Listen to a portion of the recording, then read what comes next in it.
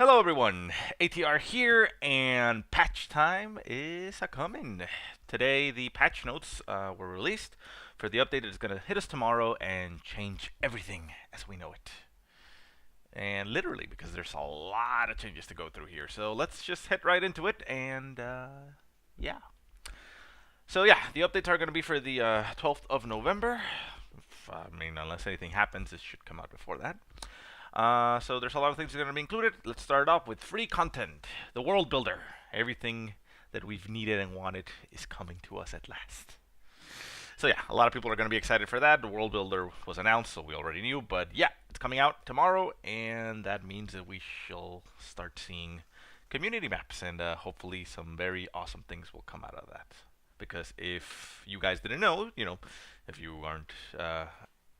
weren't playing Vico before, Company Heroes 1, maps like Langre, which is now known as Langreskaya in Company of Heroes 2, was actually a community map.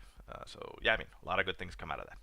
Anyways, let's keep on going. Email registration system. Signing up gives 2 free commanders, which is some of these ones I'm exactly sure. Play AI battles in co-op mode. Woohoo! Multiplayer maps. We're gonna have 2 new maps: Rails and Metal, which is for 2 to 4 players, and Lasur Factory, 6 to 8. I don't think I have any preview of this one. I'll probably make a video tomorrow just showing off the new map, see what we can find in it. But yeah, not this time around because the patch hits us tomorrow. Soviet commanders, we have Soviet Community Defense Tactics and Soviet Reserve Army Tactics. And then German commanders, German Community Defense Doctrine and German Mechanized Doctrine. What those have, I don't know at this time, and we'll check those out later. But yeah. Anyways, public chat, again, a very nice thing. It isn't exactly what people were wanting as far as custom lobbies goes, but it is a step in the right direction. So it says here, chat channels are based on Steam groups. Players can join up to 5 channels at a time from among any of the 14 official CoH2 channels or any personal Steam groups that they belong to. They just click on the chat lobby icon in the lower left of the lobby to see available channels. Personal channels can be bookmarked so they will be automatically joined the next time they launch CoH2. Clicking on the player's name in the chat opens a menu with a variety of options. If a player is in the official looking for group channel or any of your personal channels, you can invite other users to your match by selecting the invite option. This should make it much easier to set up custom matches and make new friends with other community members. Players can type help into any of the channels to display a list of commands, and when players join a match or log into Twitch via the broadcast tab options menu, you will be automatically put into a special channel for that session. And Relic developers are often in the chat, so check it out. So yeah, like I said, it's not exactly the same thing that we wanted, but it is a step in the right direction, meaning that it's going to be much, much easier for people to look and find other people to play with. So that is excellent. Then we have paid content. Victory Stalingrad Theater of War Pack, which comes with a lot of challenges and co-op scenarios there. So I have not played single player in Company Heroes 2 up until this point, so I am not really interested in that so far. But hey, maybe in the future I'll play it out. But this, interesting. So we have 4 commanders on top of the other ones that were released over here. So it's going to be 8 commanders total. But these are going to be paid, which means that for the giveaway that I'm doing right now, for that ends tomorrow, obviously, when the patch comes out, we have 4 additional options. So yeah, whoever wins, I'll also give him the option, if he is interested, to maybe buy one of these commanders instead of what he chose. So keep an eye out. And yeah, again, we don't know exactly what they have just yet, so we'll wait on that. Elite Troops Doctrine, Luftwaffe Supply Doctrine, Soviet Industry Tactics, and Partisan Tactics. I know there is info out there about what the commanders are, but there's a lot of patch notes to go through here, so I'm going to just keep it at what's being released, okay? Anyways, skins, 3 more skins, so woohoo. And let's see here. Updates. Players can now change the active loadout while searching for a match without canceling their search. Woohoo, that's awesome. So you can change the loadout for your game. Which is also maybe a little bit weird and might cause some problems, because what if you're trying to change the loadout and you find the match in between? You might be stuck with something you didn't want, but it's still a nice thing to be able to do. Experimental fast camera option has been added. I don't think I'll be using that, especially in casts, because, well, it makes people dizzy, so I have to keep it as slowest as possible. Holding down control key while in-game now displays the name of each squad's owners. So this is going to be good in team games, so you can see actually who it is. I'm not exactly sure if it's going to translate into replays. If it does, though, I might use that in my, my 3v3s and 4v4s, and you know, spice it up and try to see whose players it is. But well, we'll see if that works in replays. Players can now add other players directly to their friend list. Okay, that's good. And we can also see the Steam leaderboards from the multiplayer screen. So, okay, all that. AI improvement. Now, there's a lot of AI improvement, so I don't want to read all of them, but there's a lot of good things, and maybe you're thinking, why do I care? This is also going to affect the AI that takes over other players in a team game. So, it helps everybody. So, even though you might only want to play, multiplayer, you'll still sometimes end up with AI. And there's things like what was it here? Like AI no longer uses URA, sprint, steady, driving, or mark target abilities because it wasn't using them correctly and it was wasting munitions. So things like that. I mean, this is sounds kind of like what? Why didn't you just fix it? Well, I mean, I guess they couldn't find a viable fix for it right now, so they decided for the meantime to disable those abilities so the AI at least doesn't waste its munitions for other stuff. But yeah, I mean things like let's see here, like AI squads can now run tactical while moving, picking up weapons, items, recruiting vehicles, etc. So I mean, it's a lot of improvements on the AI, which hopefully means a better overall gameplay experience for everybody, right? Then we go to the balance. Balance is the most important thing that we are interested in right now, at least personally. And here we go. Building functionality. Woohoo! Our goal was to improve the player's capability, capacity to make decisions when using garrisons within the game. To achieve this, we improved the readability of a garrison's structural integrity, making damage more consistent and in turn making it easier to calculate the risks associated with the use of said garrison.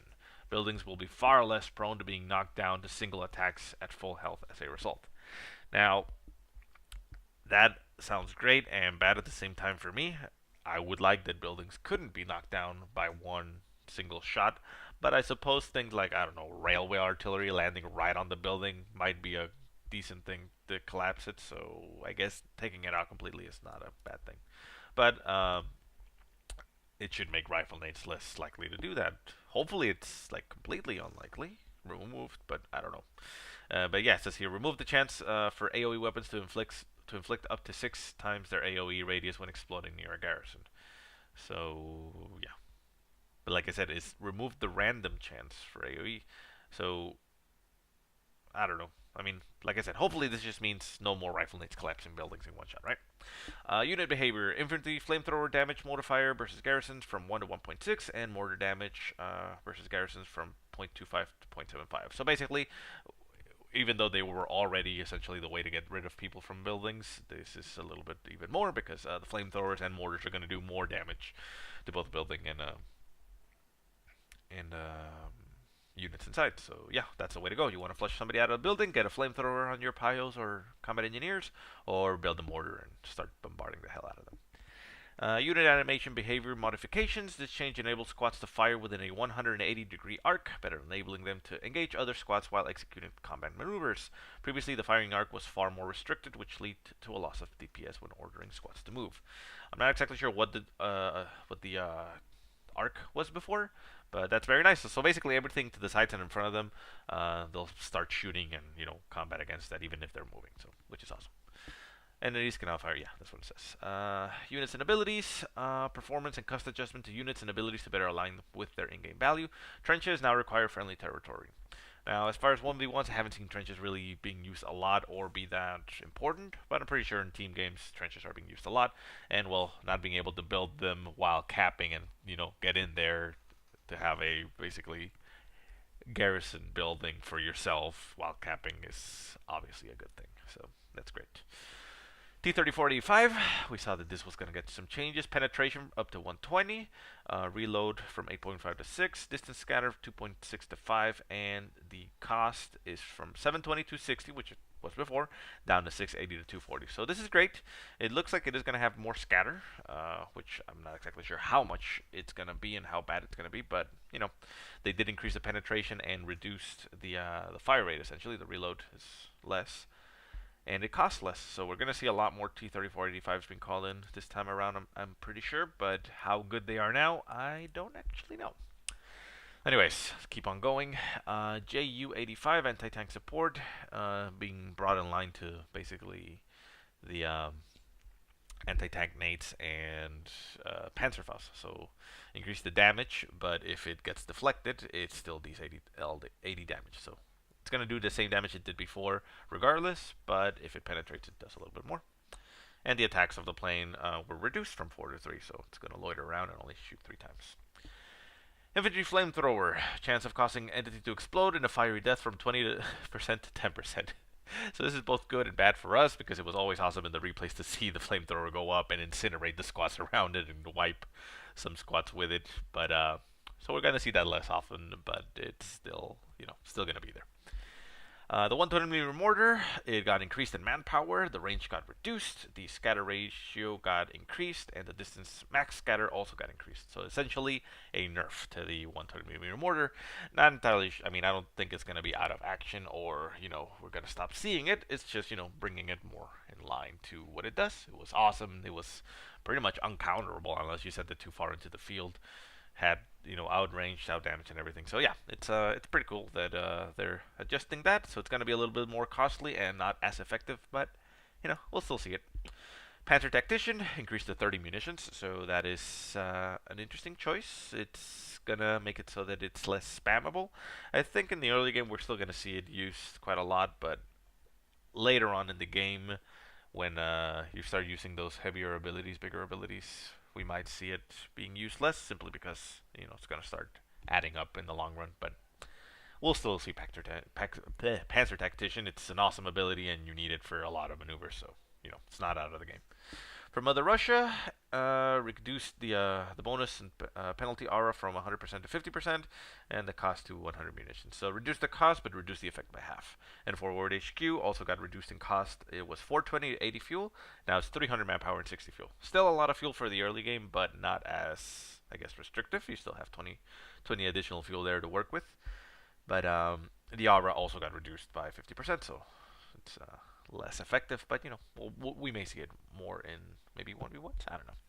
Assault grenades, they got brought down to 45 munitions, so we may see those again. Didn't change any of the values of how effective they are, which I've seen assault grenades scatter all around a squad and not really do any damage. But sometimes they also wipe an entire squad completely, so just like any other nades, they vary in effectiveness. But well, 45 munitions should make them less taxing overall. Mechanized Assault Group from 560 manpower, 55 fuel to 520, 40 fuel. So reducing cost there. This is the German scout car. Not scout car, clown car that comes with a Panzer Grenadier squad inside. It's from the doctrine, the Mechanized Assault Doctrine. B4 Howitzer Precision Shot got increased to 90 munitions. And the B4 recharge time from 110 to 55, so it reduces less. It reduces faster. Recharges in half the time is what I'm trying to say. Anyways, Minesweeper increased the range, which is awesome, so we'll definitely see more Minesweepers being used. And Railway Artillery recharge from 120 to 60 seconds, so reduce the recharge in half. Now this, I'm probably not going to go through all of it because as you can tell, and it's a lot. If you go all the way over here, see that? Look at all that. Yeah, that's a lot to go through, but this is the veterancy change that was being talked about, which is going to be awesome. And the way that we're going to learn about this, for the most part, is through my replays. Just watch my replays, and I'm going to be checking the veterancy as units get them, and we'll start learning them like that, right? Anyways, let me just read what it says. Our goal is to make veterancy feel more unique and appropriate within the context of Company Heroes 2. Specifically, we want to remove scenarios where veterancy began to modify a unit's role and its counters. The new veterancy system focuses on improving a unit within the confines of its core role. So yeah, before the Veterancy 2 was basically global for either vehicles or infantry, and it made for some very difficult and interesting situations which were, yeah, I guess you could say unbalanced. Basically, Veterancy 2 gave vehicles defensive buff, which was, I don't know exactly the value of it, but it was ridiculous. And so things like the half-track, if it got Veterancy 2, it was pretty much unkillable. You would have to get, I don't know, a tank, an Su-85 or something to chase it down and kill it, because your 18-8s and stuff would not cut it anymore. So yeah, those things have been reworked. General, this is also very interesting and very nice. I like this. Attacking a veteran unit will now reward 1.2% or X times its base experience value per level of veterancy. In other words, attacking a level 3 veteran unit will award 1.6 times more experience to better reflect their in-game value. So this is awesome. So this means that if your unit is fighting against a veterancy 3 unit or veterancy 2, whatever, a veteran unit, it's going to get more veterancy than if it was fighting a vanilla on vanilla fight. So the early game is not going to change, but then later on, that means that squads that you get replacement, if you use them to engage higher veteran units, even though they're not going to win, it means that they're going to gain more experience and start veteran up a little bit faster. So that's very nice. I like that change. So anyways, like I said, I'm not going to go through all of them because that's a lot of changes. Basically, Veterancy 2 and 3 has been changed for pretty much every unit. I'm not sure if any unit was left in the game that didn't get changed. But there's very interesting changes here which are unique. It's not just stat bonuses and, like, oh, more defense or more accuracy. For example, like right off the bat, the Grenadiers. At Veterancy 2, they get accuracy, so no longer is it a defensive bonus. Veterancy 2 is an offensive bonus. But they also get a 25% increased range in the rifle grenade. So that's a very interesting change. And then at Veterancy 3, then they get armor. They reduce the cooldown, so fire faster. And they get a 25% recharge on the Panzerfaust. So again, their own abilities get changed. So that's obviously going to be unique. Like I said, Panzer Grenadiers also have those things for the bundle grenades. Let's go and see the half track. Wow, that is awesome. The Pack 40, Veterancy 2, it plus 30% rotation and minus 30% reload, so fires faster and moves faster. And then at Veterancy 3, it gets camouflage netting. The CIS camouflage ability that you can get. Wow. So Veterancy 3, we can actually start seeing again cloaked packs. That is gonna change a lot of things. Obviously, you gotta get it to Veterancy 3 first, so it's not gonna be a surprise pack like the original Company Heroes one, where you could cloak it right off the bat and take the nice shot. But that's pretty cool. And obviously, more penetration and less reload. So faster firing, no increase in damage, just increase in penetration and rate of fire. But to get that camo, that's very nice.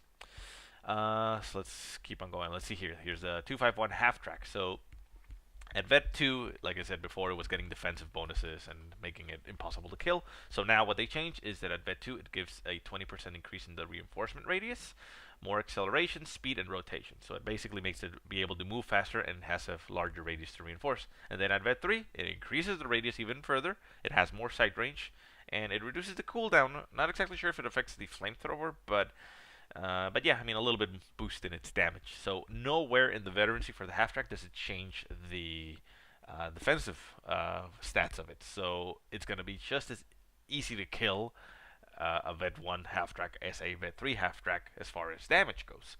But obviously, in Vet 2, it gets acceleration and speed and rotation, so it's going to make it a little bit difficult to catch.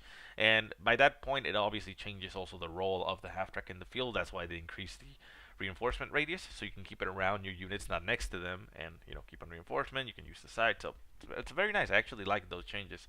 The scout car as well got something like that, so no defensive bonuses. It just gets accuracy and sight at Veterancy 2, and then at Veterancy 3 it gets speed, rotation, acceleration, and more accuracy, so making it deadlier, but still as easy to take out. So you got to be careful with those units.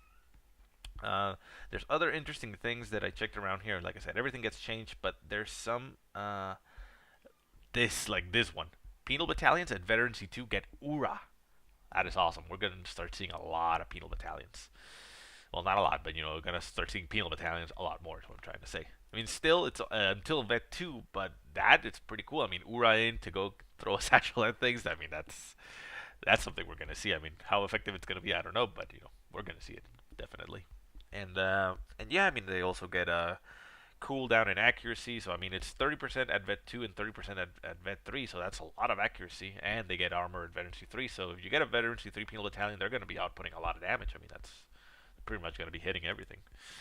And yeah, I mean, like I said, there's a lot of changes here. Like for example, the combat engineers at Veterancy 3, they get combat repairs, which means they get no penalty for repairing combat, because as it is right now, and Company Heroes 1 and such, when your units are repairing or building something on the field, they're going to take more damage while doing it, like laying down a mine and such. But with this one, at Veteran C3, they can repair a tank on the fly during a battle and not take additional damage. Obviously, they're going to get killed and shot at and take damage, but they're not going to take extra damage, which is just great.